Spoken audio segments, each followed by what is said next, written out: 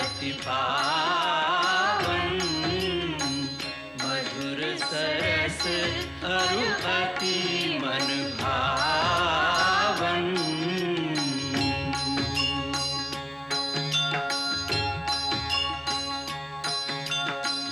पुनि पुनि कितने हो सुने सुनाए, ये की प्यास बुझत न बुझाए।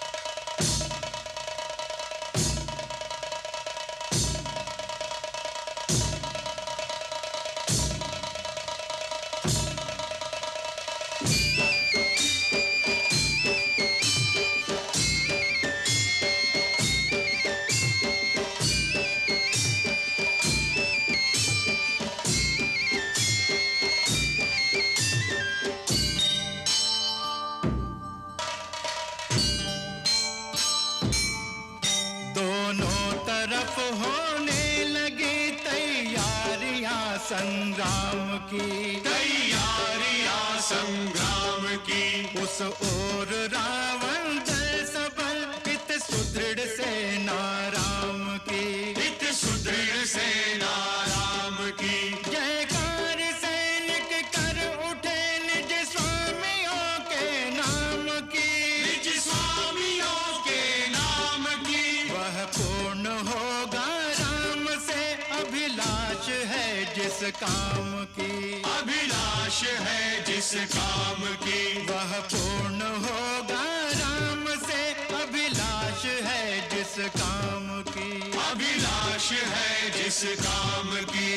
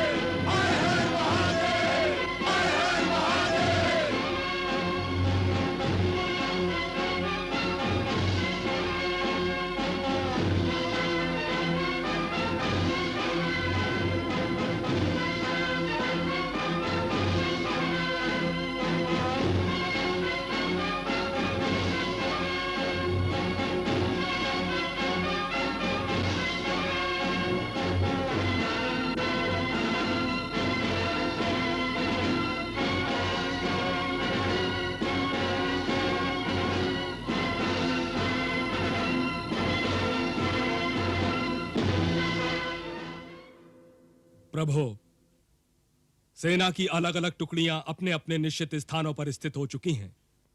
हमारे युद्धपति और सेनापति अपने अपने बताए हुए निर्धारित मोर्चे पर आपकी आज्ञा की प्रतीक्षा में खड़े हैं। आपका संकेत मिलते ही आक्रमण आरंभ हो जाएगा। अब आप निश्चय कीजिए कि पहला धावा किस ओर से किया जाए। महाराज सुग्रीव, हमारे मन में एक विचार है। आक्रमण करने से पहले रावण को एक अंतिम अवसर दिया जाए। इसके पहले कि हमारे वीर योद्धा इस सुंदर नगरी का विध्वंस कर डालें, यदि रावण सीता को सम्मान सहित लौटाकर हमारी शरण में आ जाए तो हम उसे क्षमा कर देंगे। क्षमा कर देंगे भैया? उस पापी को जिसने जगदंबा जैसी पुनीत सीता माता का हरण किया, देवों को हानि पहुंचाई और हमारे पिता तुल्य महात्मा जटायु का निर्दयता से वध कर दिया? लक्ष्मण, नहीं भैया, जिसने मेरे देवतुल्य भैया के हृदय को दुख पहुंचाया है उसे मैं क्षमा करने की अनुमति नहीं देता। लक्ष्मण, शास्त्र कहता है कि सामर्थ्यवान को क्षमा का गुण नहीं त्यागना चाहिए। दया ही वीर की शोभा होती है। देवगुरु बृहस्पति ने राजनीति की शिक्षा देते हुए कहा है, निजी क्रोध की अभिव्यक्ति के लिए किसी एक व्यक्ति को पाप का दंड देते हुए यदि उसकी प्रजा और निर्दोष प्राणियों का सर्वनाश होने की संभावना हो तो वीर पुरुष निज रोष का शमन करके क्षमा के गुण को अपनाए और शत्रु को अपने पाप के प्रायश्चित करने का अवसर दे। यही राजधर्म है, यही राजनीति है। प्रभु, यह मंत्रणा राजोचित भी है और धर्मोचित भी। अब प्रश्न यह है कि अपना दूत बनाकर किसे भेजा जाए, क्योंकि दूत ऐसा होना चाहिए जो परम बुद्धिमान हो, परम वीर भी हो, क्योंकि ऐसा शत्रु किसी समय छल भी कर सकता है। भैया, फिर तो हमें हनुमान को भेजना चाहिए। नहीं। क्यों? शत्रु यही सोचेगा कि सारी वानर सेना में एक ही वीर योद्धा है जिसे बार बार भेज रहे हैं। प्रभु, मेरे मत से युवराज अंगद को इस कार्य के लिए भेजा जाए। मैं इस विचार से सहमत हूं। अंगद परमवीर है और धैर्यवान है, वार्तालाप की चतुराई अच्छी प्रकार जानता है, इसलिए वो एक आदर्श दूत सिद्ध होगा। अंगद, तुम युवराज हो, तुम्हें यह काज स्वीकार है? प्रभु, इतने विद्वान ज्ञानवानों के होते हुए भी मुझे इस योग्य समझा, मेरा धन्य भाग्य। आपने मेरा गौरव बढ़ा दिया कृपा निधान। दूत का बड़ा दायित्व होता है अंगद।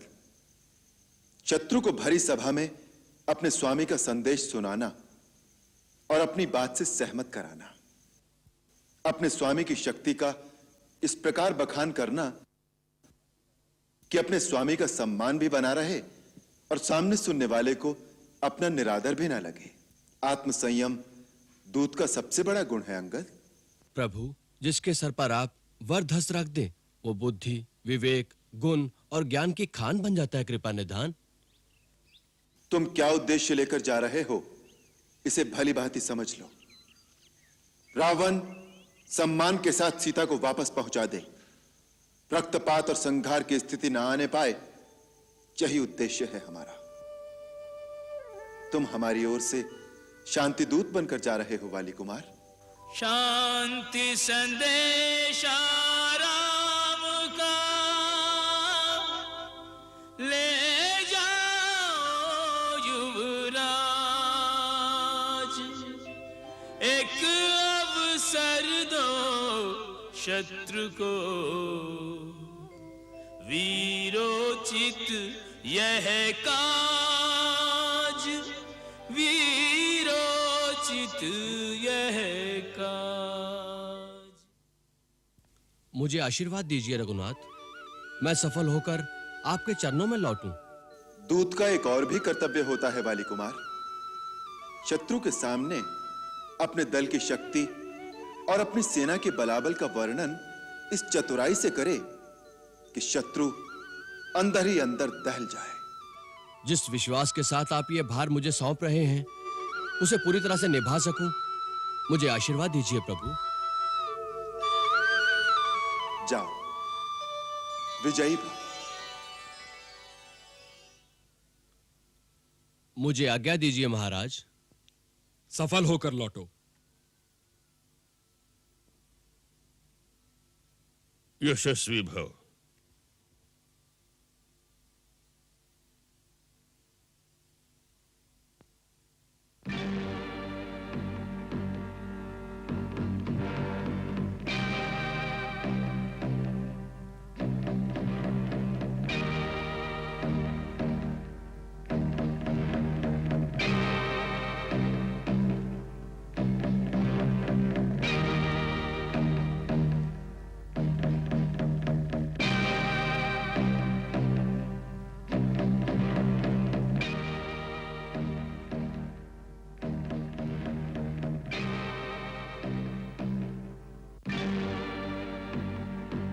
सावधान! कौन हो तुम? राजदूत।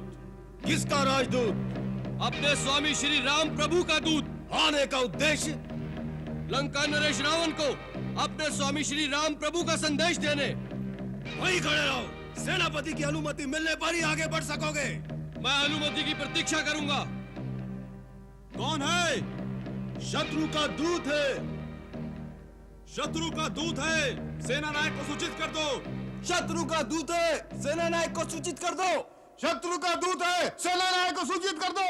शत्रु का दूत है, सेना नायक को सूचित कर दो।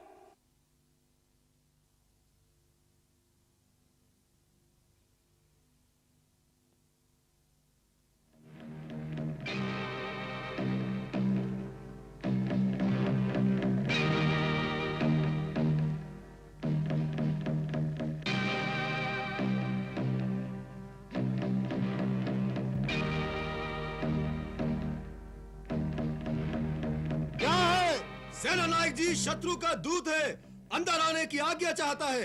आने दो, परंतु उससे कहो कि अपनी सेना को पीछे लौटा दे, तत्पश्चात द्वार खोले जाएंगे। अपने सैन्य बल से कहो कि पीछे हट जाएं, फिर नगर का द्वार खुलेगा। सब पीछे हट जाएं।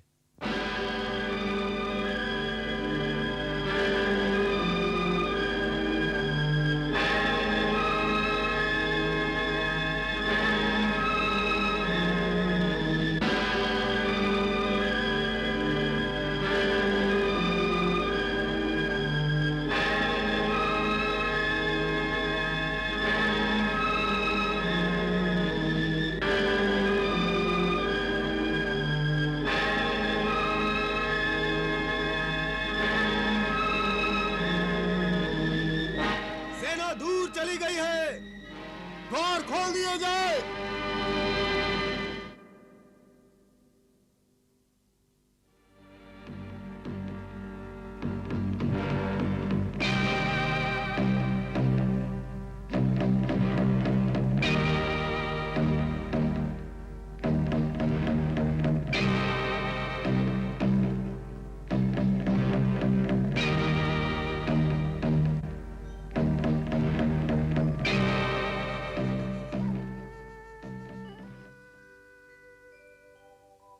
शांति दूत ने राम का लेकर शांति संदेश, असत अधर्म अनीति के गढ़ में किया प्रवेश, गढ़ में किया प्रवेश। तुम महाराज से मिलना चाहते हो? हाँ। दूत को शस्त्र की आवश्यकता नहीं होती, अपनी गदा यहीं रख दो।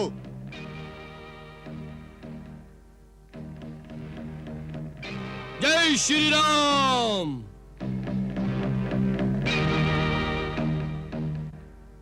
ये तो राजकुमार अंगद की गदा है, इसका क्या संकेत है? उन्होंने दूत से अपने शस्त्र छोड़ने के लिए कहा होगा, इसलिए राजकुमार ने अपनी गदा उन्हें न देकर अपनी सेना के पास भेज दी।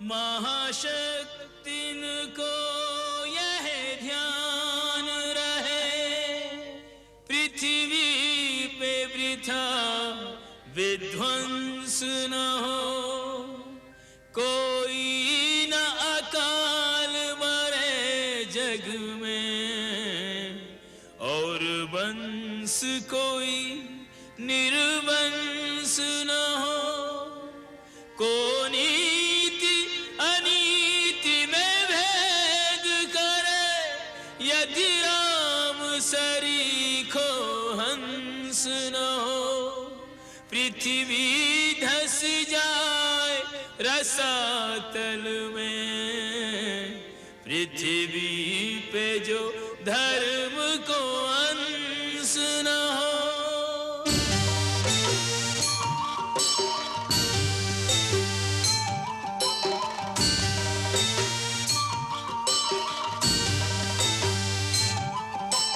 राक्षसों के दल बीच अंगद चला है, ऐसे निर्भय सिंह जैसे हाथियों के दल में, साहस अपार लिए राम का आधार लिए, कूद पड़े जैसे कोई सागर अतल में, रोके न किसी के रोके बढ़ता ही चला जाए, सूर्य का प्रकाश जैसे घने जंगल में, राम जी की सेना में है बड़े बड़े योद्धा पर, अंगद सा एक न विवेक बुद्धि बल में, राम जी की सेना में है बड़े बड़े योद्धा पर, अंगद सा एक न विवेक बुद्धि बल में।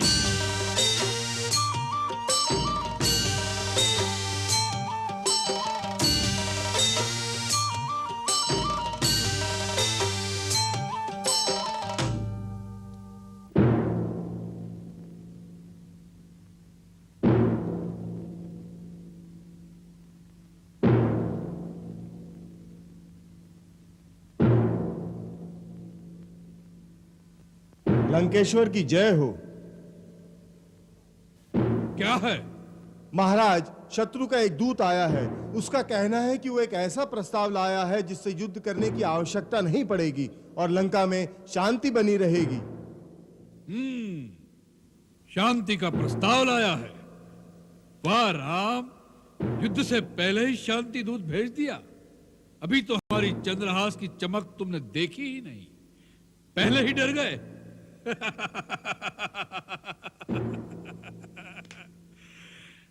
भेजो उस दूत को। जो आज्ञा महाराज।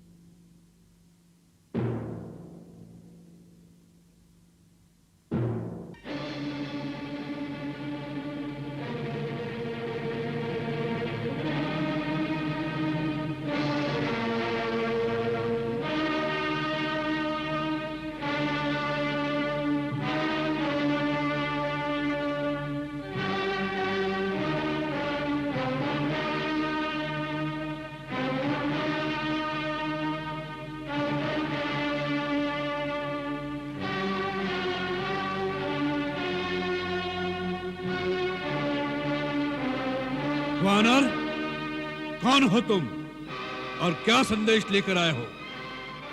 महाराज, सभ्य देशों के राज दरबारों का विधान है कि दूसरे राज्य से आए हुए राजदूत का आदर करके पहले उसे आसन दिया जाए, फिर सम्मान सहित उसका आतिथ्य करके उससे उसके आने का कारण पूछा जाए। मूर्ख, इतना भी नहीं जानते कि राजदूत उसे कहते हैं जिसे किसी राजा ने भेजा हो। जंगल से आए हुए किसी भिखारी के भेजे हुए वानर को राजदूत नहीं कहते। आप राजा की बात करते हैं लंकेश्वर? मैं जिनका दूत हूं वो तो राजाओं के भी राजा हैं, राजेश्वर हैं। वो केवल इस भूमि खंड के ही नहीं वरन तीनों लोकों के स्वामी हैं। देवताओं, वेदों और विधि के भी वही नायक हैं। मैं उन्हीं त्रिलोकेश्वर का, श्री राम का राजदूत हूं। वह हरि है, हर है या ब्रह्मा है? कौन है वह? तुम इतने बड़े बड़े वार्तालाप जिसके लिए सुना रहे हो, उस तुम्हारे राम की वास्तविकता केवल इतनी ही है कि वह एक भटकता हुआ वनवासी है जिसे अपने राज्य से भी निकाल दिया गया है। बताओ, उस भिखारी ने क्या संदेश देकर भेजा है तुम्हें? महाराज रावण, आपने मेरे स्वामी राजराजेश्वर श्री राम का अपमान किया है, इसलिए मुझे नियमानुसार इस सभा से चला जाना चाहिए। राजदूत का सम्मान उसके राजा का सम्मान होता है, इसलिए राजदूत का प्रथम कर्तव्य है कि वो अपने सम्मान की रक्षा करे, क्योंकि मेरे अपमान का अर्थ होगा मेरे स्वामी राजराजेश्वर श्री राम का अपमान। इसलिए मेरे लिए अब दो ही रास्ते हैं। पहला तो ये कि जहां मुझे सम्मान पूर्वक आसन नहीं दिया गया, मैं उस सभा से ही चला जाऊं। परंतु जो मैं संदेश लाया हूं वो इतना महत्वपूर्ण है कि उस पर लंका निवासियों और सारी राक्षस जाति का जीवन और मरण निर्भर है। इसलिए मेरे लिए दूसरा रास्ता यही है कि मैं इस सभा में अपने लिए एक राज्योचित आसन स्वयं ही निर्माण कर लूं, जिस पर सम्मान पूर्वक बैठकर मैं अपने राजा का संदेश आप तक पहुंचा सकूं। जय श्री राम।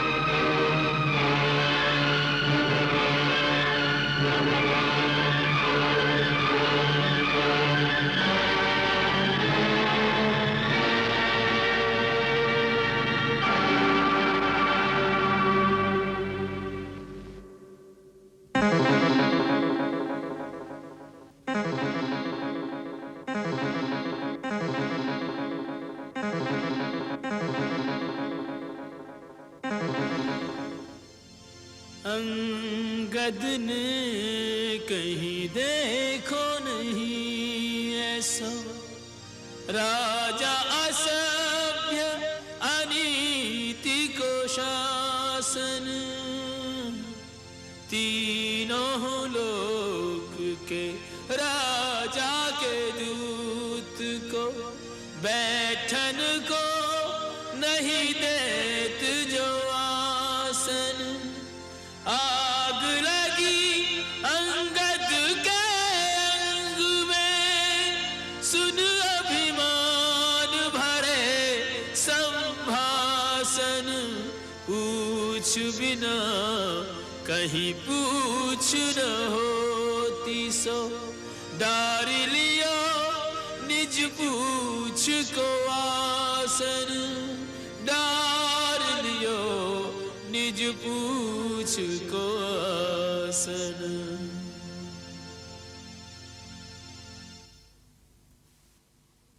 हे दशग्रीव, अब मेरे आने का कारण सुनो।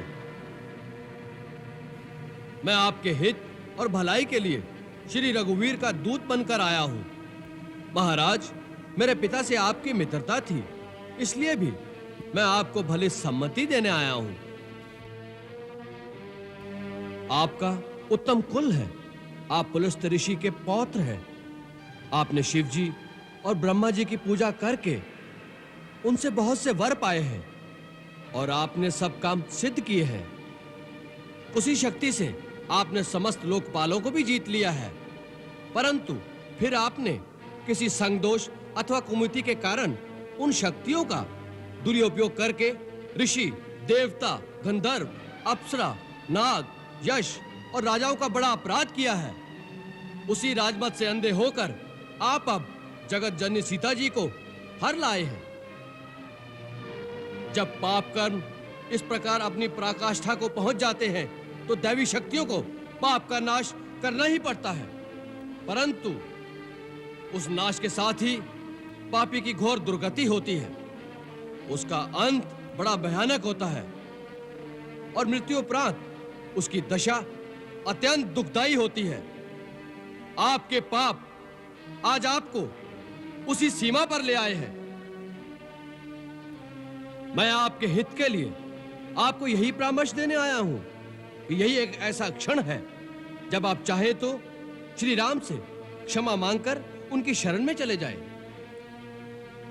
श्री राम की यह आन है कि सच्चे हृदय से शरण में आने वाले के दोषों को नहीं देखते। जिसने शरण में आकर पुकारा कि मेरी रक्षा कीजिए, प्रभु मेरी रक्षा कीजिए, ऐसी आर्त पुकार सुनते ही प्रभु अपने शरणागत को अभय प्रदान कर संसार के समस्त दुखों से मुक्त कर देते हैं।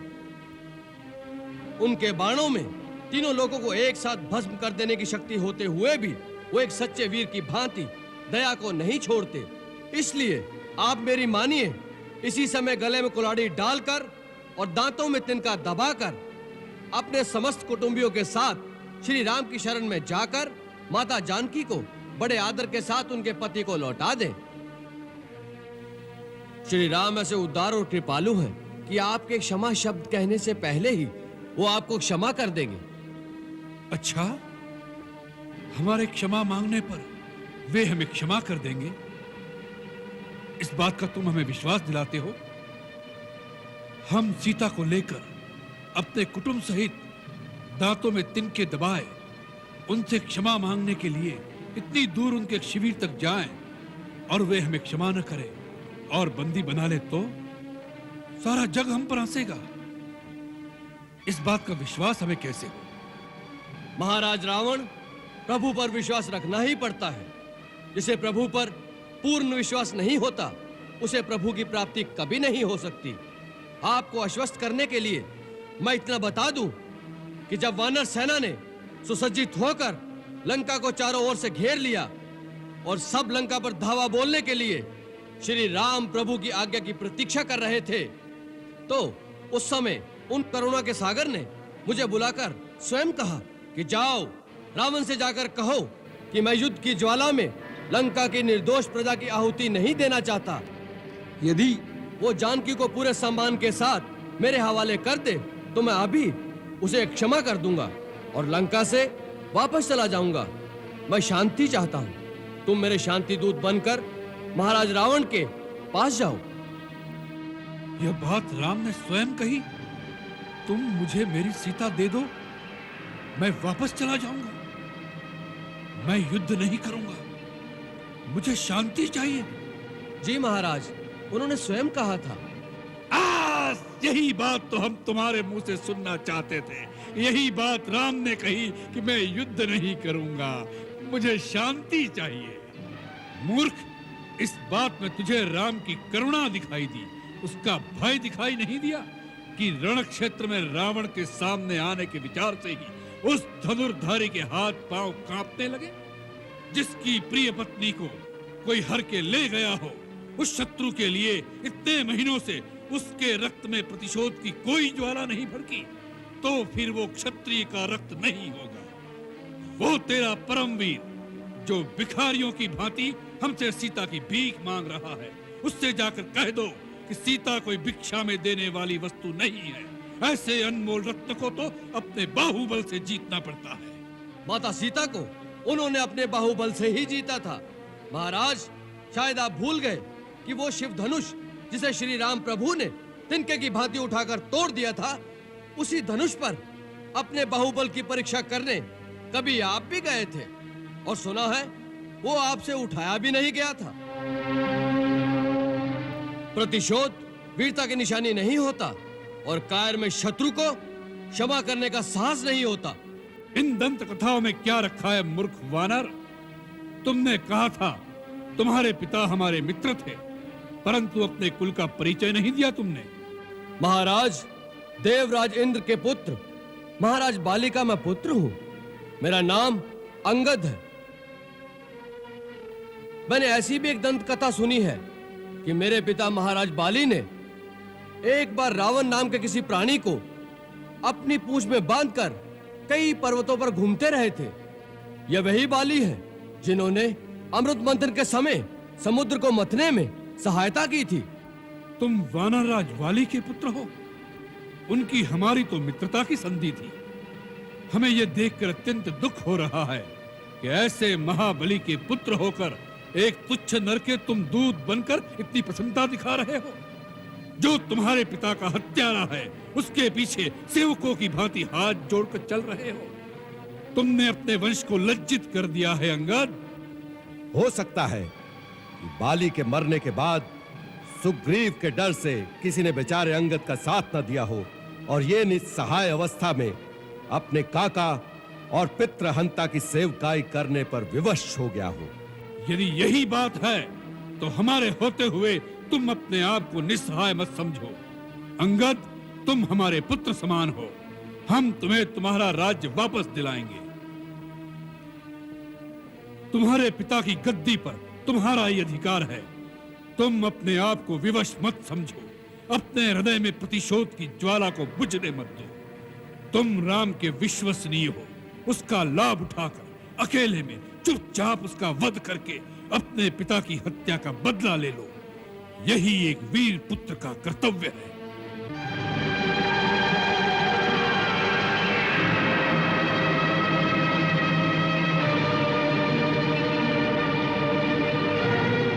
मंगल भवन अमंगल हारी, प्रभु सुदशरथ अजिर बिहारी।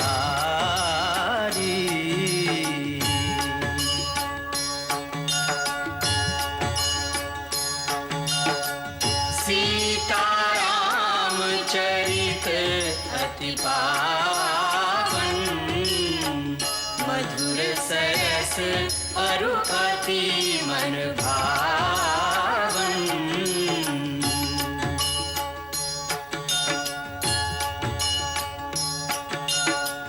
पुनि पुनि कितने हो सुने सुनाए, हिय की प्यास बुझत न बुझाए।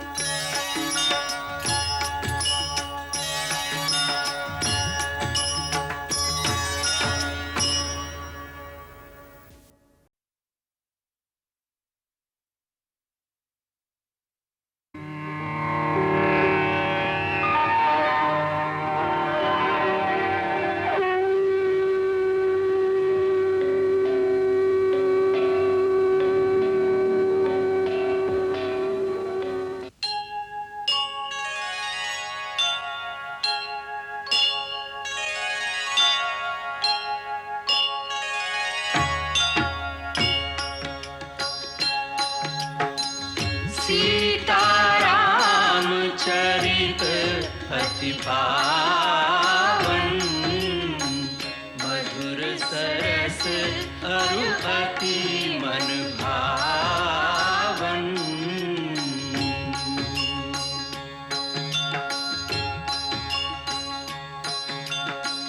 पुनि पुनि कितने हो सुने सुनाए, की प्यास बुझत न बुझाए।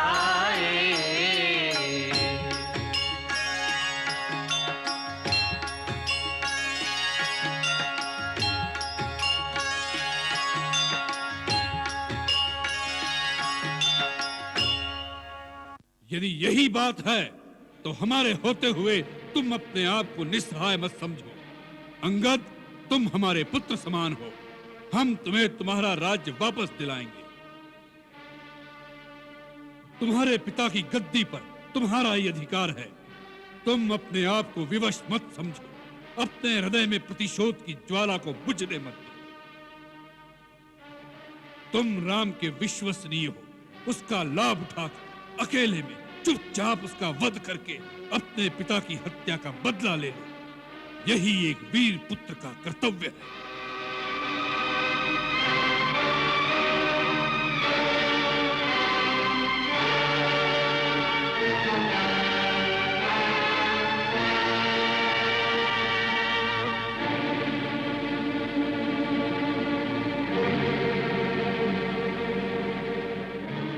हे दशानन, आप बार बार वीरता का बखान कर रहे हैं, परंतु सच्ची वीरता के गुण नहीं जानते महाराज। प्रतिशोध वीरता की निशानी नहीं होता और कायर कभी शत्रु को क्षमा करने का साहस नहीं कर सकता। यदि श्री राम प्रभु आपके अपराधों को भूलकर आपको अपनी शरण में आश्रय प्रदान कर दे तो यह उनकी महानता है, उनकी उदारता है, उनकी परम वीरता है, कायरता नहीं। जिन्होंने अपने बाणों से आपकी नानी ताड़का, आपके मामा मारीच, आपके भाई खर दूषण जैसे योद्धाओं को आपकी विशाल सेना समेत अकेले ही मार दिया। उन्हें शक्तिहीन मत समझिए, वो तीनों लोगों के स्वामी हैं। मेरे महाबली पिता ने मरते समय मुझे ये भेद बताया था और आज्ञा दी थी कि मैं उनके श्री चरणों की सेवा करता रहूं। इसलिए आपको मुझ पर दया करके मेरी सहायता की आवश्यकता नहीं। अब अपने आप पर दया कीजिए और हो सके तो श्री राम की शरण में जाकर अपने देश और राक्षस जाति का नाश होने से बचा लीजिए। बस!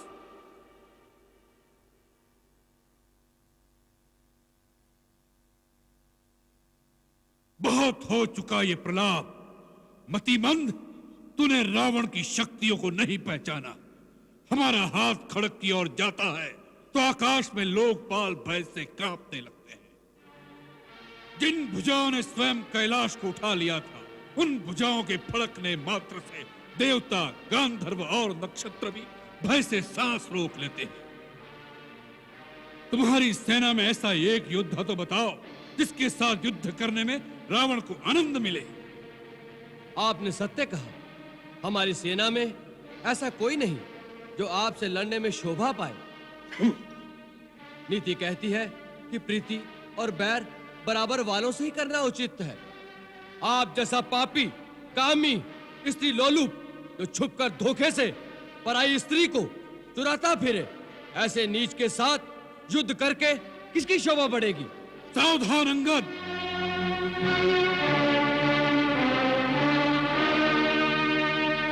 ये मत समझो कि तुम दूध बनकर आए हो, इसलिए कुछ भी कहो, हमारे हाथों बचे रहोगे। दूध की भी कुछ मर्यादा होती है। यदि रावण के सामने सीमा से आगे बढ़ा तो यही तेरा शेष प्रलाप होगा। अब आगे, यदि तुझे रावण की सहायता नहीं चाहिए तो उसके क्रोध से डरो। रावण रावण कितनी बार इस नाम को दोहराएंगे महाराज? मैं ये जानना चाहता हूँ कि जगत में कितने रावण हैं। मैंने कितने ही रावणों के नाम अपने कानों से सुन रखे हैं। महाराज, इनमें से आप कौन से रावण हैं? एक रावण तो मैंने सुना है कि वो राजा बाली को जीतने पाताल में गया था। वहां बच्चों ने उसे घुड़साल में बांधकर बहुत पीटा था। तब बाली ने ही उसे दया करके छुड़वा दिया। और एक रावण के विषय में मैंने सुना है कि सहस्त्रबाहु ने एक जंतु की भांति कीड़ा समझकर पकड़ लिया था। तब पुलस्त मुनि ने उसे छुड़वा लिया था। एक और रावण की बात कहने में संकोच लगता है, क्योंकि कहते हैं मेरे पिताश्री उसे अपनी काख में दबाकर अपनी पूजा करते रहे।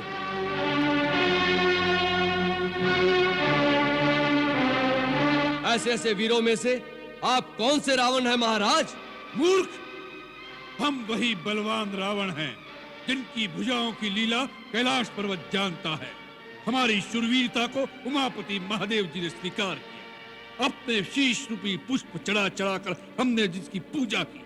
हमारी भुजाओं का पराक्रम दिक्पाल जानते हैं। हमारी छाती की कठोरता को दशों दिशाओं के हाथी जानते हैं। उन दिग्गजों के दांत इस छाती से टकरा टकरा कर टूट गए। हम वही जग प्रसिद्ध प्रतापी रावण हैं जिसके चलने से पृथ्वी इस प्रकार डोलती है जैसे नाव में कोई हाथी सवार हो। उस रावण के सामने तू उस मनुष्य राम की बात करता है। शठ! वानरों की सहायता से उसने समुद्र पर सेतु बांध लिया। यही उसकी प्रभुता है। समुद्र को तो पक्षी भी लांग लेते हैं, उससे वे सभी शूरवीर नहीं हो जाते। यदि तेरा स्वामी ऐसा ही योद्धा है तो दूत किस लिए भेजता है? शत्रु से संधि करते उसे लाज नहीं आती? महाराज, लज्जा तो केवल आपका ही गुण है। इसी लज्जा के मारे आप बार बार अपने गुण गाते नहीं थकते। हे लंकेश, राम ने डरकर मुझे एक दूत बनाकर संधि करने नहीं भेजा। श्री रघुवीर ने यह सोचकर भेजा है कि सियार को मारने से शेर की शोभा नहीं होती।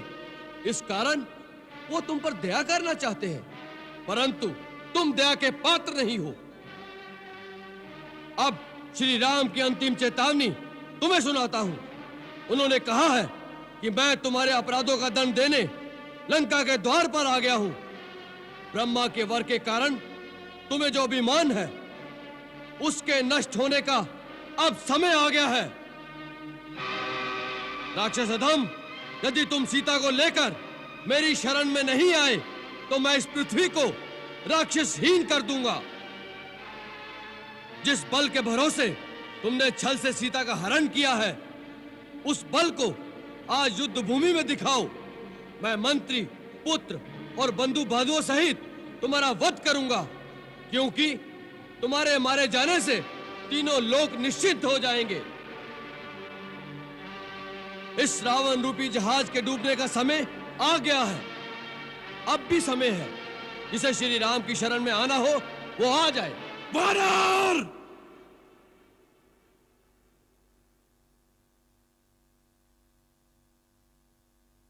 अब इसने अपने जीने का अधिकार खो दिया है।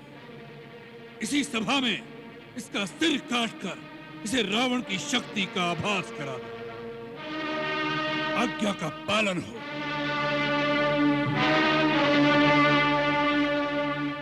ठहरो महाराज, ये बेचारे आपकी शक्ति मुझे क्या दिखाएंगे? मैं आपको अपनी शक्ति दिखाता हूं। जय श्री राम! जय श्री राम!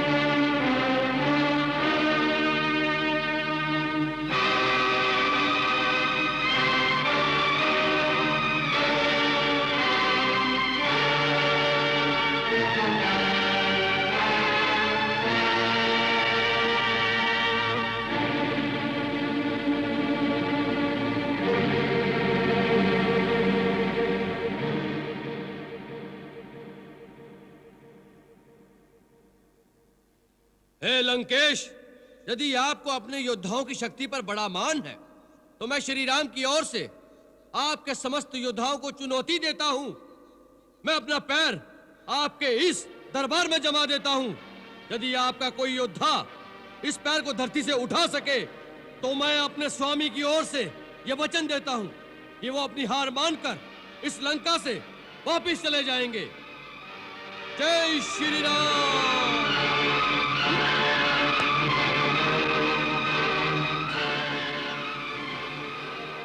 समुझे प्रताप राम कपि कोपा, सभा माझ पन करि पद रोपा। जो मम चरण सकसि सठ टारी, फिरहि राम सीता मैं हारी।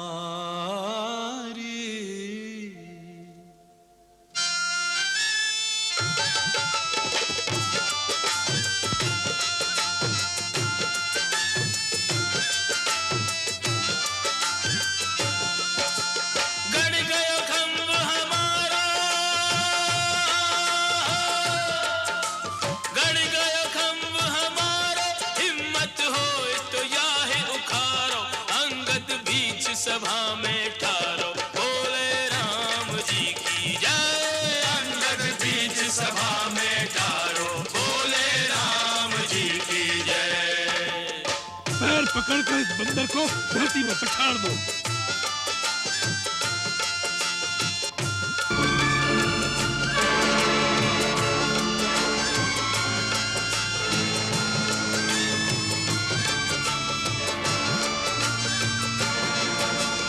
एक एक योद्धा आवे,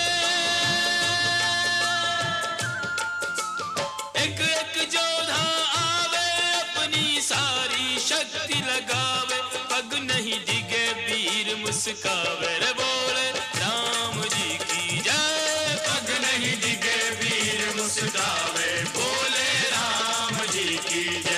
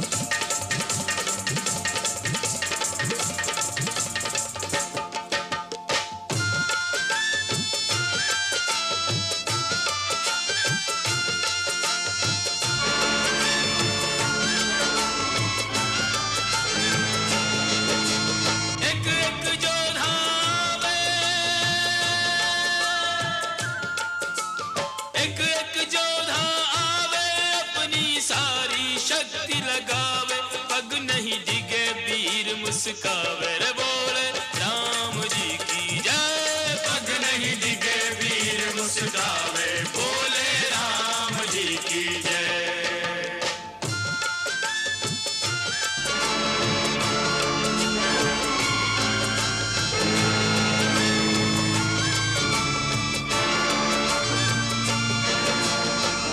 इंद्रजीत आदिक बलवाना हर्ष उठे जही तेही भटनाना।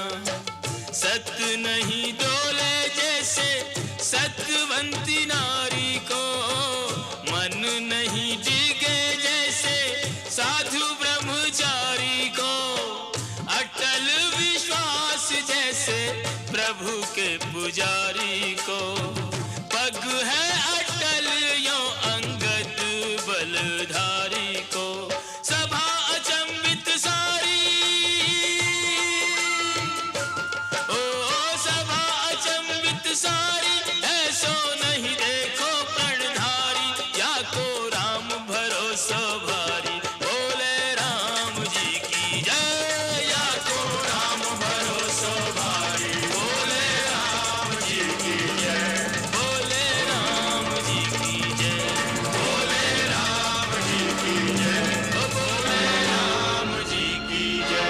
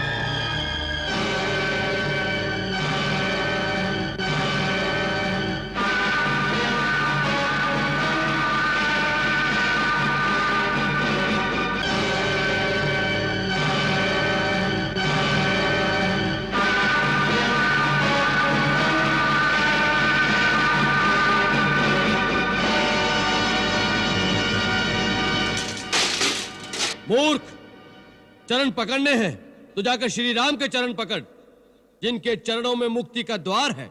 मेरा पैर क्यों पकड़ता है?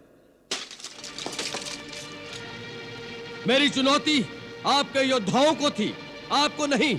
आपको तो मैं फिर यही कहूंगा, श्री राम के चरण पकड़ लीजिए तो आपका कल्याण हो जाएगा। मैं कल सूर्योदय तक का समय देता हूं, उसके पश्चात लंका पर चढ़ाई कर दी जाएगी।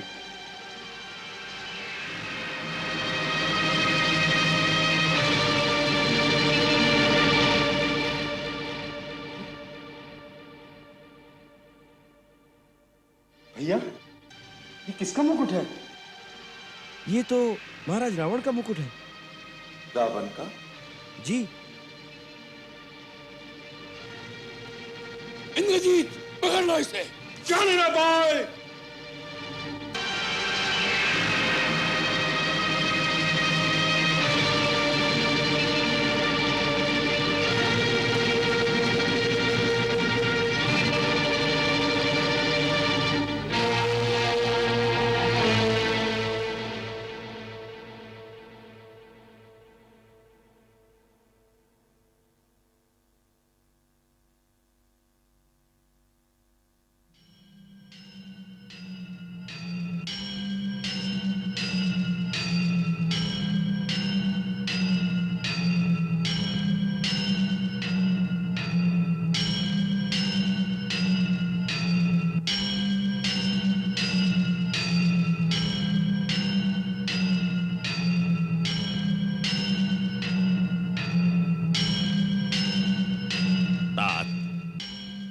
यद्यपि अंगद के शांति प्रस्ताव को तुमने ठुकरा दिया है, फिर भी बात अभी तक तुम्हारे हाथ में है।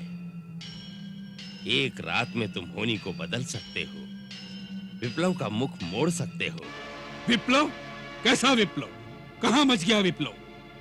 जिस रक्तपात की तुम तैयारी कर रहे हो वो विप्लव नहीं तो और क्या है? यह तो वीरों की रण क्रीड़ा है नाना जी। एक युग से असुरों के घर में पड़े अस्त्र शस्त्र जंग खा रहे थे, इसी बहाने उन पर धार रखकर पैने करने का अवसर आ गया है। खर दूषण के साथ एक हाथ से 14 सहस्त्र असुर योद्धा रण की बलि चढ़ गए, उससे तुम्हारी रण पिपासा पूरी नहीं हुई लंकेश। उसी का प्रतिशोध लेने के लिए तो रणचंडी हमारा आवाहन कर रही है। वत्स, इतने विद्वान गुण निधान होकर ये कैसी बचकानी बातें कर रहे हो? तनिक विचार करो। संधि का प्रस्ताव शत्रु पक्ष की ओर से आया है। संधि की शर्त पर विचार नहीं कर रहे नाना जी। सम्मान के साथ सीता लौटा दूं तो उसमें हानि क्या है मेरे लाल? हानि? हानि ही हानि है। आकाश में फहराते रावण के झंडे धज्जियां बनकर धूल में मिल जाएंगे। दसों दिशाएं हमारे नाम पर थूकेंगी। दसों दिशाओं के विजेता ने थूक कर चाट लिया। बड़ी अकड़ के साथ सिंह बनकर सीता को उठा लाया था और सियार के समान भयभीत होकर उसे वापस लौटा दिया। इस प्रस्ताव को मानना ही हमारी पराजय है नाना जी। पुत्र, तुम इस सच्चाई से मुंह मोड़कर बैठे हो कि सारा लोकमत राम के साथ है। देवता, नाग, गंधर्व, ऋषि मुनि, यहाँ तक कि जिन ब्रह्मा और शिव शंकर के वरदान पर अभिमान कर रहे हो, वो भी तुम्हारे कार्य को अधर्म मानकर राम की विजय की ही कामना कर रहे हैं। तुम दिग्विजयी हो, परंतु दिगंत में तुम्हारा हित चाहने वाला कोई नहीं है लंकेश। वत्स, भगवान ब्रह्मा ने देव और दानव ये दो ही पक्ष बनाए हैं। देवताओं का बल है धर्म और दानवों का पक्ष अधर्म, परंतु अंत में विजय धर्म की ही होती है। आपने दिग्विजय के लिए सब लोगों में धर्म का नाश किया है और अधर्म को बढ़ाया है। अब वही अधर्म सर्प बनकर हमें डसना चाहता है। उधर ऋषियों और देवताओं का धर्म उनके पक्ष की वृद्धि कर रहा है। यदि यह युद्ध हुआ तो विजय उनकी ही होगी। उन तुच्छ वानर और मानवों की विजय होगी। नाना जी, आपको यह मतिभ्रम कैसे हो गया? जिन्हें तुच्छ वानर समझ रहे हो, उनमें कितने देवताओं के गुप्त अंश हैं, यह आप नहीं जानते। उनकी सेना में श्वेत और ज्योतिर्मुख भगवान सूर्य के पुत्र हैं। हेमकूट वरुण का, नल विश्वकर्मा का और महापराक्रमी दुर्धर वसु का पुत्र है। नील अग्नि का पुत्र है। राजकुमार अंगद जो आज दरबार में आया था, वो देवराज इंद्र का नाती है। महाबली मैंद और द्विविद दोनों अश्विनी कुमार के पुत्र हैं और इन दोनों ने ब्रह्मा जी की आज्ञा से अमृत पान भी किया है। वे अमर हैं। ऋक्षराज जामवंत, जिसे आप बूढ़ा समझते हो, वो ब्रह्मा का पुत्र बहुत शांत दिखता है, परंतु उसकी चोट बड़ी असह्य होती है। उसने देवासुर संग्राम में इंद्र की बड़ी सहायता की थी। अमृत मंथन के समय भी वो उपस्थित था। लंकेश, इनमें से हर एक अकेला ही लंका का विनाश कर सकता है। महाराज, प्रातः युद्ध आरंभ होने से पहले ये अंतिम अवसर है, इसीलिए मैं बार बार आपको यही समझा रहा हूं कि इस युद्ध में राक्षस जाति का विनाश हो जाएगा। मुझे सारे अपशकुन राक्षसों की पराजय के दिखाई दे रहे हैं। अपशकुन? कैसे अपशकुन दिखाई दे रहे हैं? नगर के चारों ओर सियार और गिद्ध भयानक शब्द कर रहे हैं। दिशाएं धूल से मलिन हो गई हैं। यज्ञ, बलि का हविष्य कुत्ते खा जाते हैं। घरों में पाले हुए पक्षी और मृग आदि सूर्य की ओर मुंह करके रोने लग जाते हैं। लंकेश, वही राजा चिरकाल तक शासन कर सकता है जो अवसर और समय को देखकर शकुन अपशकुन का विचार करके शत्रु से संधि कर ले। वीरता पर बुद्धि का अंकुश आवश्यक है, इसलिए कभी युद्ध न करना अधिक बुद्धिमानी होता है। राजन, इससे अच्छा अवसर फिर नहीं आएगा। संधि का प्रस्ताव वैरी पक्ष से आया है। इस समय आपका मस्तक ऊंचा है। आपको इसका दूसरा रूप दिखाई नहीं दे रहा नाना जी? हमारी शक्ति से भयभीत होकर शत्रु ने संधि के लिए हाथ बढ़ाया है। यही हमारी विजय का प्रथम लक्षण है। जाइए, निश्चिंत होकर अपने घर में विश्राम कीजिए। राजनीति और रणनीति में सर खपाने की अब आपकी आयु नहीं रही।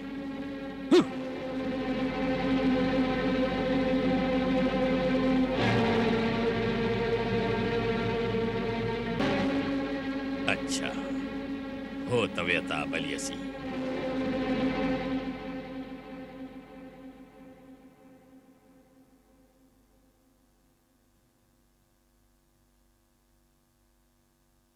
दानवराज मैं, हे धर्मपिता, रावण का करबद्ध नमस्कार स्वीकार कीजिए। चिरंजीवी हो, यशस्वी हो तात। हम आपके बहुत आभारी हैं दानवराज। हम तो क्या, लंका का बच्चा बच्चा आपके चमत्कार को नमस्कार करता है। एक जंगली उद्दंड वानर ने संसार की सर्वोत्तम लंका को उजाड़ दिया।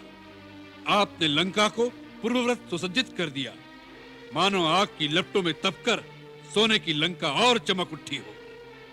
लंका की ये चमक युग युग तक अमिट बनी रहे, इसी चिंता से आतुर होकर मैं आपके द्वार पर आया हूं राक्षस राज। लंका का राजा आपका उपकार मानता है दानवराज। आप उससे जो चाहे मांग सकते हैं। इस समय दानवराज मैं नहीं, एक पुत्री का पिता अपने जामाता के द्वार पर कुछ मांगने आया है। पुत्री का पिता, कन्यादान दाता, पुत्री के द्वार पर कभी कुछ मांगने नहीं जाता, वो सदा देता ही रहता है। यही युग युग की रीति है। पुत्री के कल्याण की कामना, बेटी के सुख सौभाग्य की रक्षा करने का तो हर पिता को सदा अधिकार है लंकेश्वर। उससे वो कभी मुक्त नहीं हो सकता। लंकेश्वर की महारानी की चिंता से आप उसी दिन मुक्त हो गए थे जिस दिन से हमारी भार्या के रूप में उसका भाग्य आपने हमारे साथ बांध दिया था। अब उसके कल्याण की कामना करना आपका काम नहीं, ये हमारा कर्तव्य है। हे परम प्रतापी लंकेश, लंकानाथ, ये मेरी पुत्री मंदोदरी के कल्याण का प्रश्न नहीं, महर्षि पुलस्त्य की आने वाली पीढ़ियों, विश्रवा के वंशजों की सुरक्षा का प्रश्न है। आप कहना क्या चाहते हैं वही बात कहिए। इधर उधर की बातों में भटकने का समय नहीं है हमारे पास। तात, तुम्हारा पिता तुलसीसुर तुमसे हाथ जोड़कर विनती करता है कि सीता के मोह से अपने मन को मुक्त कर लो।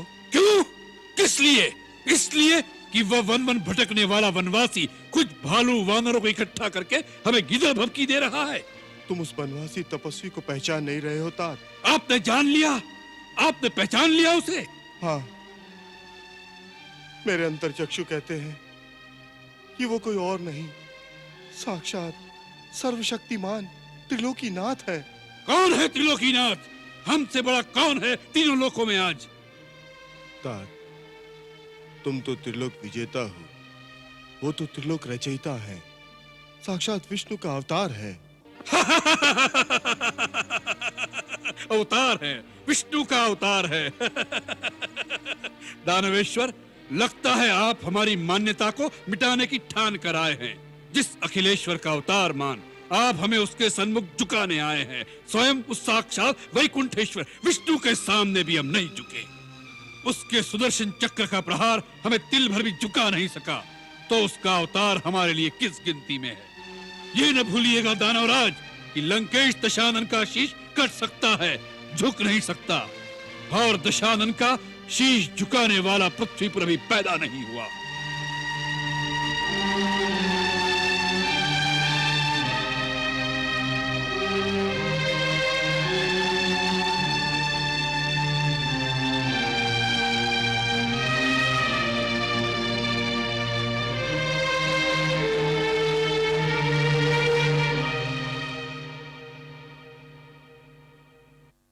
बेटे, मेरे लाल, तप करने जाने से पूर्व कहे हुए तुम्हारे पूज्य पिता के वचन मेरे कानों में गूंज रहे हैं। क्या वो सत्य हो जाएंगे? बड़ों की बात में कुछ तत्व होता है, कुछ तथ्य होता है। अपने नाना जी की बात न मानकर तुमने अच्छा नहीं किया। माता, रावण अब दूध पीता अबोध शिशु नहीं, बड़ों की उंगली के सहारे चलने वाला नन्हा नादान नहीं, पाठशाला में बैठ गुरु के पास पाठ पढ़ने वाला विद्यार्थी नहीं। अपना भला बुरा भली भांति समझता है आपका पुत्र। माता, यही तेरा अहंकार है मेरे बेटे। माता, आपने हमें जन्म अवश्य दिया है, परंतु हमारे जीवन के निर्माता हम स्वयं हैं। स्वयं भू है रावण, एको हम द्वितीयो नास्ति, न भूतो न भविष्यति। हम हमारा भूत भविष्य वर्तमान स्वयं बनाएंगे। आपको हमारी चिंता करने की कोई आवश्यकता नहीं माता।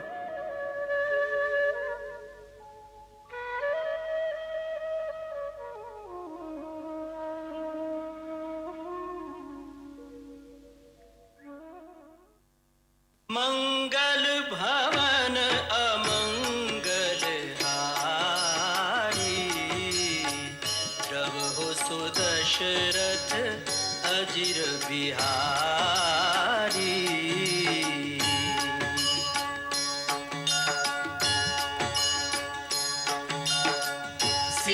सीताराम चरित अति पावन, मधुर सरस अरु अति मन भावन।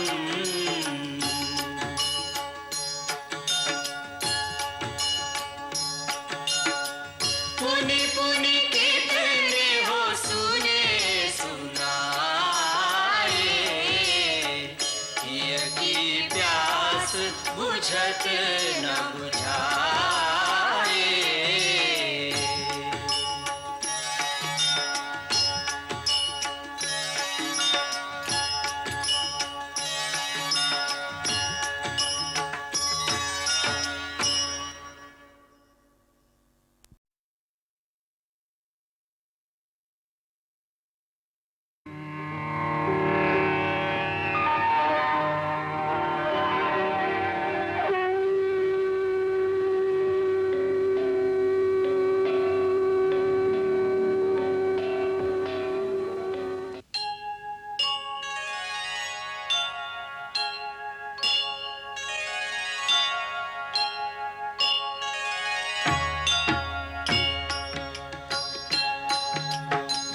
सीताराम चरित अति पावन, मधुर सरस अरु अति मन भावन।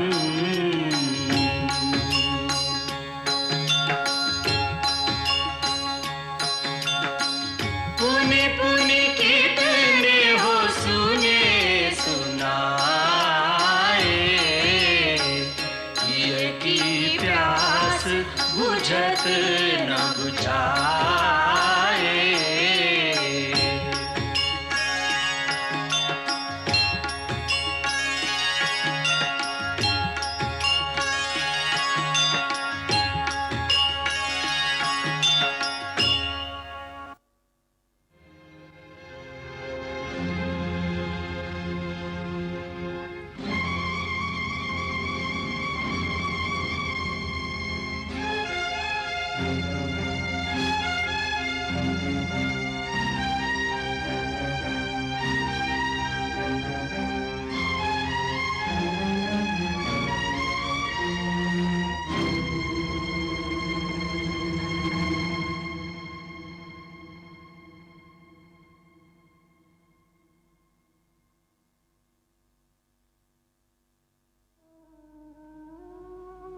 नाथ, समस्त गुरुजन आपको समझा रहे हैं।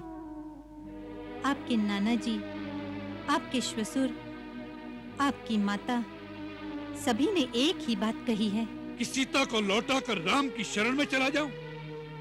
यदि यही बात तुम भी कहने वाली हो तो हमारा उत्तर भी सुन लो। ये नहीं हो सकता, नहीं हो सकता, कदापि नहीं हो सकता। रावण सीता को अपनी रानी बनाएगा, उसे लौटाएगा नहीं। परंतु सीता मानेगी तब ना। मानना ही पड़ेगा।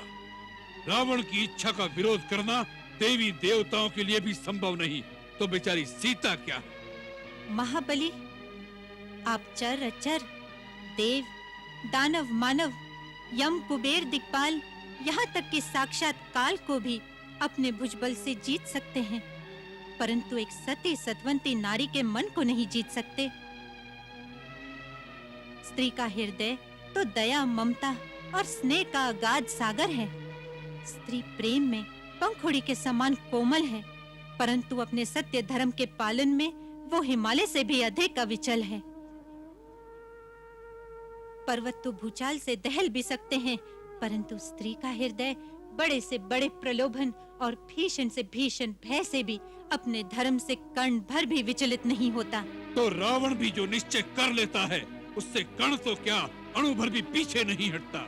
सीता या तो रावण के वनवास में रहेगी या यही उसकी चिता जलेगी। प्राणनाथ, ये दुराग्रह करने का अवसर नहीं है। अंगद केवल एक ही रात का समय दे गया है। ये अंतिम निर्णय की रात है। यदि ये रात्रि संधि के बिना बीत गई, तो लंका केवल इतिहास के पन्नों पर ही लिखी रह जाएगी। यदि आप चाहें तो इतिहास और काल के धारे को मृत्यु से जीवन की ओर मोड़ सकते हैं। राक्षस जाति की आने वाली पीढ़ियां आपकी ऋणी रहेंगी। मित्रता और संधि के लिए आगे बढ़े हुए राम के हाथ को स्वीकार कर लीजिए नाथ। महारानी मंदोदरी, इन सब बूढ़े कायरों ने मिलकर तुम्हारी मति भ्रमित कर दी है। उनके डराने से भयभीत होकर भावावेश में आकर आप क्या कह रही है ये नहीं जानती। आप एक तुच्छ वनवासी नर के चरणों में शीश झुकाकर उनसे क्षमा मांगने को कह रही हैं। रावण को, उस रावण को जो तीनों लोकों का विजेता है, उस रावण को जिसमें धरती तो क्या शिव समेत कैलाश पर्वत को गेंद की भांति उठाने की शक्ति है, उस रावण को जो दरबार में नवग्रहों को अपने सामने खड़ा रखता है, उस रावण को एक तुच्छ नर के सामने गिड़गिड़ाने को कह रही हैं। नहीं, मैं उस रावण को कह रही हूँ जो उस रेखा को भी पार न कर सका, जो उस तुच्छ वनवासी नर के छोटे भाई ने अपने धनुष से धरती पर खींच दी थी। हाँ, मैं उसी रावण से कह रही हूँ कि इतना अहंकार अच्छा नहीं होता। मंदोदरी! हाँ स्वामी, यदि इस समय मैं आपकी आंखों पर बंधी हुई अहंकार की पट्टी खोलकर आपको वास्तविक सत्य के दर्शन न करा दूं, तो मैं अपने कर्तव्य पालन से वंचित रह जाऊंगी। क्योंकि हर पत्नी का ये धर्म है कि कुमार पर भटके हुए पति को सत्य की राह पर ले आए, जैसे कि हर अच्छे मित्र का कर्तव्य है कि वो अपने मित्र से गाली सुनकर भी उसे कुमार्ग से बचा कर ले जाए। ऐसा ही पत्नी का भी धर्म है। पत्नी से बड़ा मित्र और कोई नहीं होता नाथ।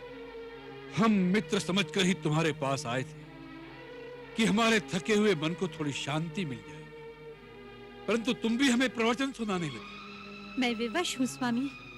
मेरा एक पत्नी का रूप है तो मेरा एक माँ का भी रूप है। पत्नी और माँ, ये दोनों रूप मुझे इस समय विवश कर रहे हैं कि अपने पति और पुत्रों की सुरक्षा के लिए, उनके प्राणों को एक अनावश्यक युद्ध से बचाने के लिए मैं उस राजा से भिड़ जाऊं जो अपने अहंकार के मद में सारी प्रजा को युद्ध की आग में झोंकने जा रहा है। महारानी मंदोदरी, जिसे तुम अहंकार का मद कहती हो, वह आत्मसम्मान की भावना है। एक कायर पुरुष की पत्नी होने से एक वीर पुरुष की विधवा होने में अधिक सम्मान है। जो भिखारियों से भीख मांगता फिरे, ऐसे पति के जीवित रहने से क्या लाभ? तुम उस पर कभी मान नहीं कर सकोगी। प्राणनाथ, आप ये क्यों नहीं समझते कि जिन्हें आप बार बार वनवासी और भिखारी कह रहे हैं, वो स्वयं जगन्नाथ हैं। वे कोई साधारण मानव नहीं हैं, सर्वशक्तिमान साक्षात विष्णु हैं। विष्णु! विष्णु!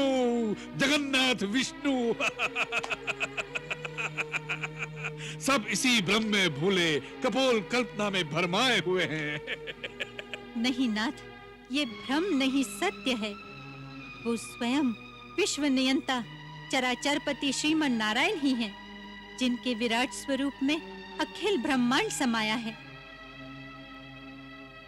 ब्रह्मलोक जिनका शीश, पाताल जिनके चरण, सूर्य चंद्र जिनके नेत्र, मेघमंडल जिनके काले केश हैं, भयंकर काल जिनके भ्रकुटी संचालन से गतिमान होता है, वेद जिनकी वाणी, शिव जिनका अहंकार, ब्रह्मा जिनकी बुद्धि है, उत्पत्ति, पालन तथा प्रलय जिनकी चेष्टा है, उन्हीं चराचर पति ने राम नाम धारण करके नर रूप लिया है। आप उन्हें क्यों नहीं पहचानते नाथ? तुम्हारे इस वर्णन से हम भयभीत नहीं हुए, हमारा उत्साह दुगना हो गया। यदि वह विष्णु भी है तो आज वो भी ब्रह्मा और शिव की भांति रावण की शक्ति को देख ले तो उसके लिए अच्छा ही है। ऐसा लगता है कि काल के वश में होने के कारण आपके हृदय में ज्ञान उत्पन्न ही नहीं होता। स्वामी, काल किसी को लाठी लेकर नहीं मारता, वो प्राणी के धर्म, बल, बुद्धि और विचार को हर लेता है और फिर ऐसे प्राणी को आपकी ही भांति भ्रम हो जाता है। आपके पुत्र मारे गए, नगर जल गया, अब भी अपनी भूल का सुधार कर लीजिए। मैं आपके चरण छूती हूँ, श्री राम से वैर त्याग दीजिए। हम उन बूढ़े भीरुओं के उपदेश से दुखी होकर तुम्हारे पास आए थे कि तुम हमारी क्लांति मिटाकर हमें थोड़ा सुख, थोड़ी शांति दोगी, परंतु ऐसा लगता है कि तुम्हारे कक्ष में आने की हमने भूल की। सकल जतन करके भई मंदोदरी हताश, दंभी को दिखे नहीं, कंठ काल को पाश, अति भयभीत अमंगल सो भई, पति की करनी पर पछतावे, इष्ट को कोई अनिष्ट न होय, सो मन ही मन निज इष्ट मनावे, मूढ़ भया 10 मूढ़न वारो, कहे ताहि मूढ़ के जो समझावे, जान की लेवा ले आयो रे जान की, रावण को अब कौन बचावे। हाँ पुत्री, सबने उसे बहुत समझाया है, परंतु वो पापी तुम्हें छोड़ने की बात सुनना भी नहीं चाहता। उसके नाना माल्यवान ने, उसकी माँ कैकसी ने और उसके श्वसुर दानवराज मय ने उसे बहुत समझाया है कि एक स्त्री के लिए लंका का विनाश हो जाएगा। वो सबकी बातें सुनता है, परंतु जब कोई तुम्हें छोड़ देने की बातें करता है तो वो भभक उठता है। तुम्हारे पति श्री राम ने एक शांति दूत भेजकर उसे एक अंतिम अवसर भी दिया, परंतु ऐसा लगता है पुत्री कि अब युद्ध के बिना तेरी मुक्ति नहीं हो सकती।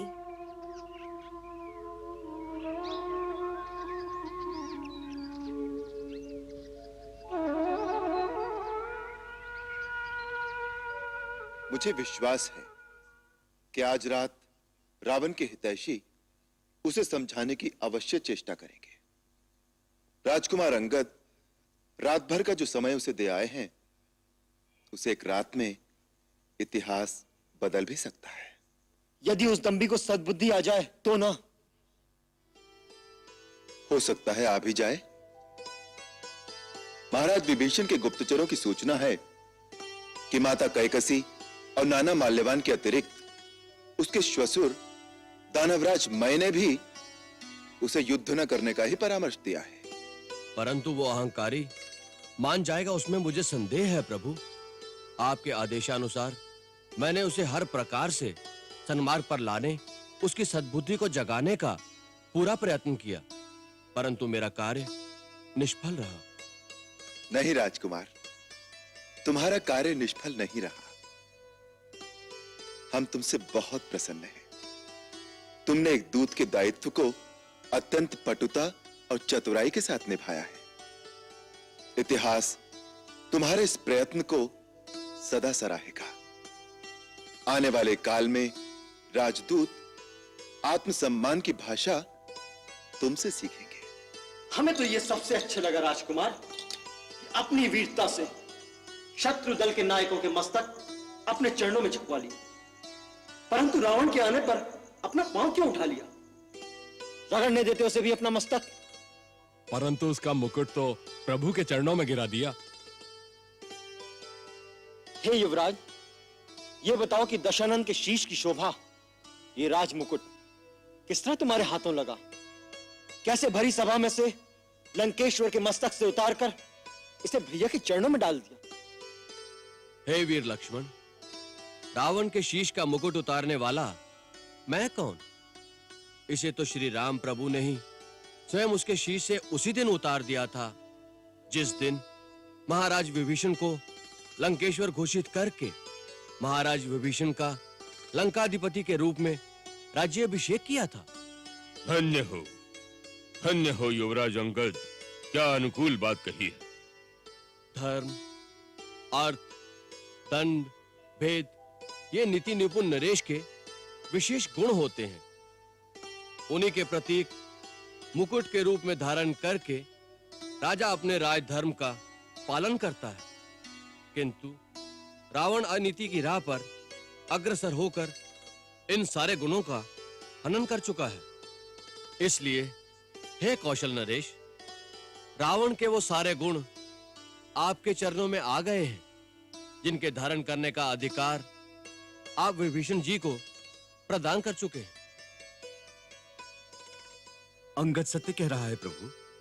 अब रावण का शीश केवल आपके तीखे बाणों का लक्ष्य बनने का अधिकारी रह गया है। हे दीनानाथ, जो अभागा आपकी दया को अपने ही अहंकार से ठुकरा दे, उसके नाश को अब कौन रोक सकता है? फिर भी जाने किस संभावनावश मन में यह अपेक्षा थी कि रावण हमारा शांति प्रस्ताव मान लेता। कभी कभी ऐसा लगता है कि किसी जन्म में वो हमारा परम सेवक रहा है, तभी हमारे अंतःकरण में उसकी भूल को क्षमा करने की प्रेरणा होती है।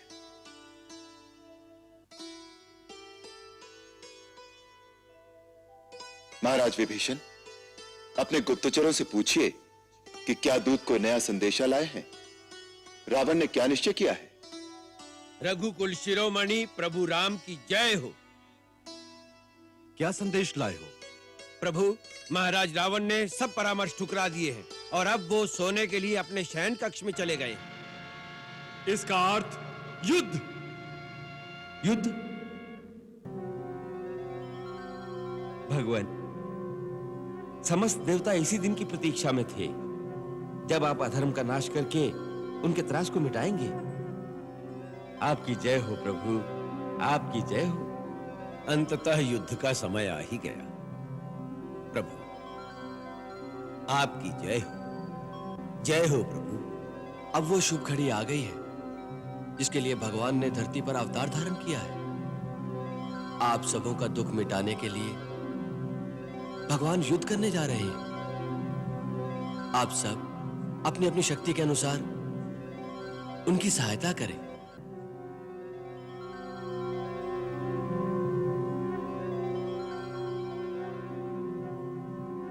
वो समय आ गया है। हर युग में जब जब अधर्म और पाप की शक्तियां इतनी बढ़ जाती हैं कि संसार से न्याय, धर्म और नीति का लोप हो जाता है, उस समय धर्म की पुनर्स्थापना के लिए भगवत शक्तियों को अवतरित होकर पाप शक्तियों से युद्ध करना पड़ता है। आज वही ऐतिहासिक क्षण आ गया है। इस समय संसार की समस्त आध्यात्मिक शक्तियों को अपना अपना योगदान देने के लिए धर्म की सेना का साथ देना चाहिए। अतः आज से हम मानसिक दृष्टि से युद्ध भूमि का निरीक्षण करते रहेंगे। हमारा एकांत भंग न किया जाए।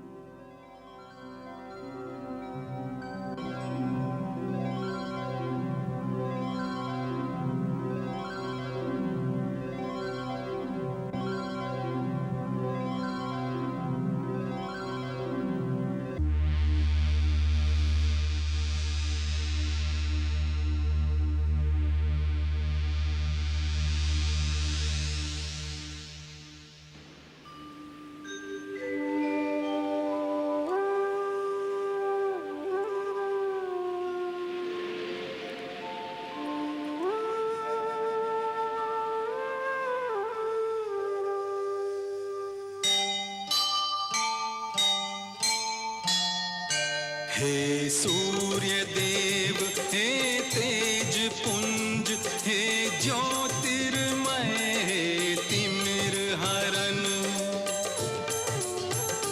हे कमल विकासन, सर्वोच्चासन, रोग भीति दुख दूर करन, आदित्य दिवाकर अंशुमान, रवि आदि तुम्हारे संबोधन, हे सूर्य वंश के मूलनाथ, तब राम करे शतकोटि नमन, हे सूर्य वंश के मूलनाथ, तब राम करे शतकोटि नमन।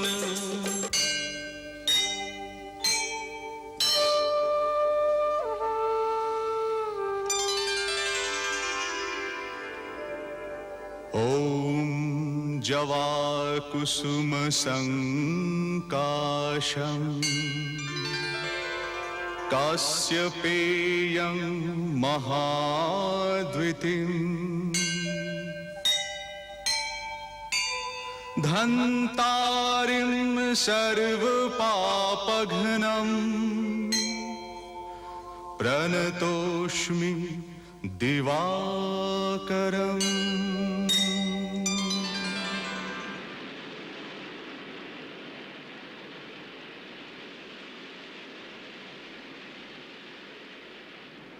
हे भगवान भास्कर, मुझे आशीर्वाद दीजिए कि रणभूमि में आपका यह राम आपके सूर्यवंश की मन करता हुआ विजयी हो।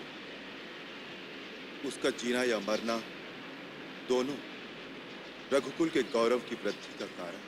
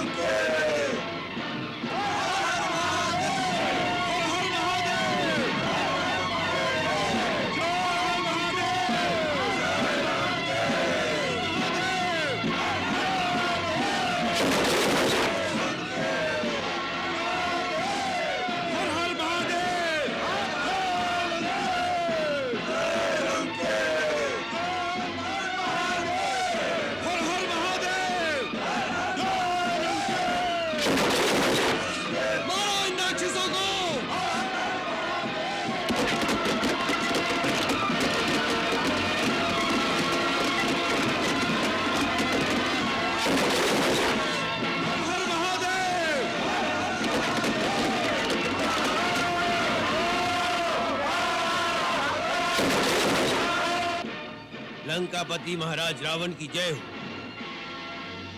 लंकेश्वर की जय हो। महाराज, राम की सेना ने चारों द्वारों को घेर लिया है और बाहर से ही मुख्य द्वारों और प्राचीरों को बहुत भारी क्षति पहुंचाई है। महाराज, उन्होंने कई सुरक्षा चौकियों को विध्वंस कर दिया है। उनके द्वारा आकाश मार्ग से फेंकी हुई शिलाओं से नगर के भीतर भी बहुत हानि हुई है। महाराज, नगर के अंदर तो भगदड़ मची हुई है।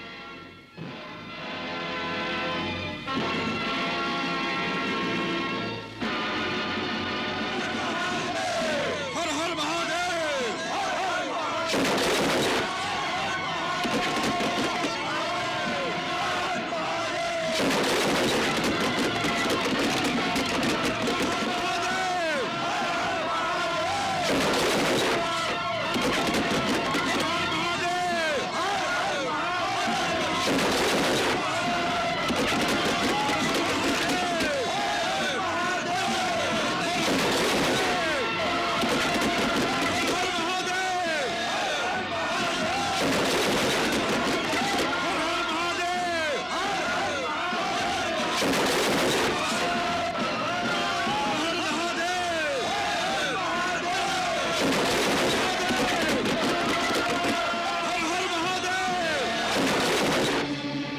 युवराज इंद्रजीत का क्या विचार है? उनका विचार है कि हमें अपने द्वार खोलकर तुरंत शत्रु पर आक्रमण कर देना चाहिए। ठीक है, सबसे पहले पश्चिमी द्वार खोलकर शत्रुओं पर धावा बोल दो। जब शत्रु सेना बचाव के लिए मुड़कर सामना करे, तब पूरब का द्वार खोलकर प्रहस्त शत्रुओं पर टूट पड़े।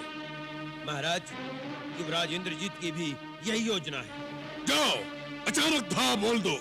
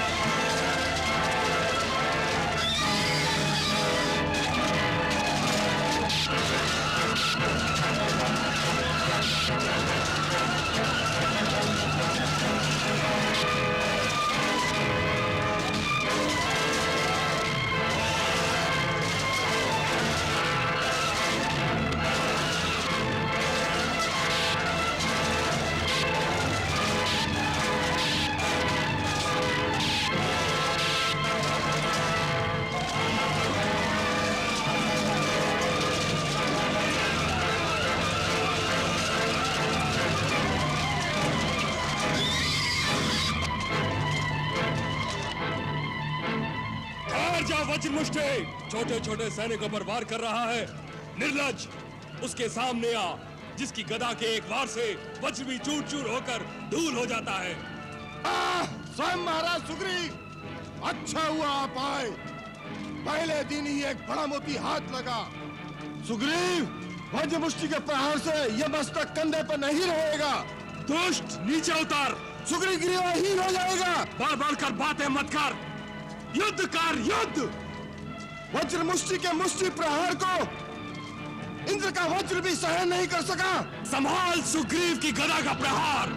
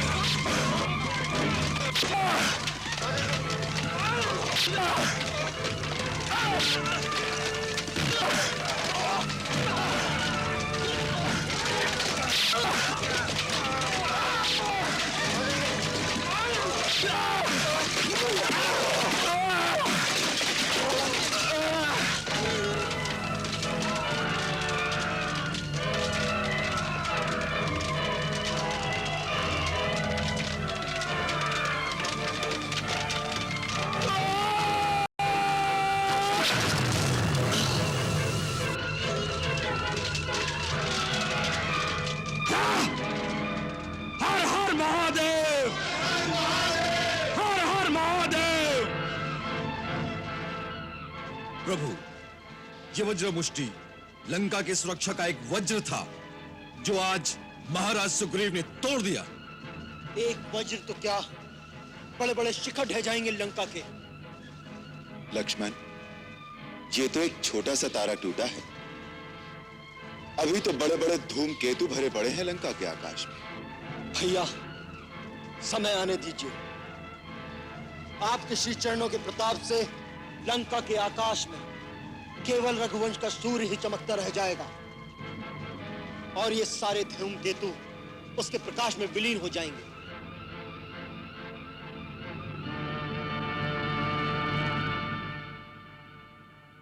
महाराज की जय हो। उप सेनानायक, क्या समाचार लाए हो?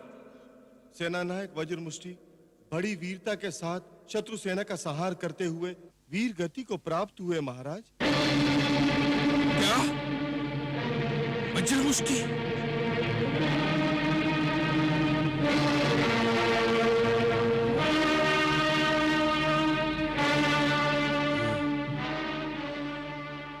मंगल भवन अमंगल हारी, प्रभु सुदशरथ अजिर बिहारी।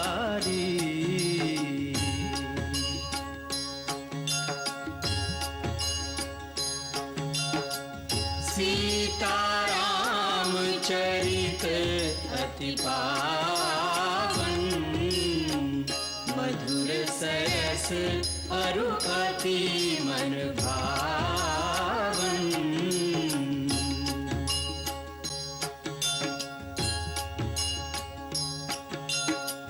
पुनि पुनि कितने हो सुने सुनाए, हिय की प्यास बुझत न बुझाए।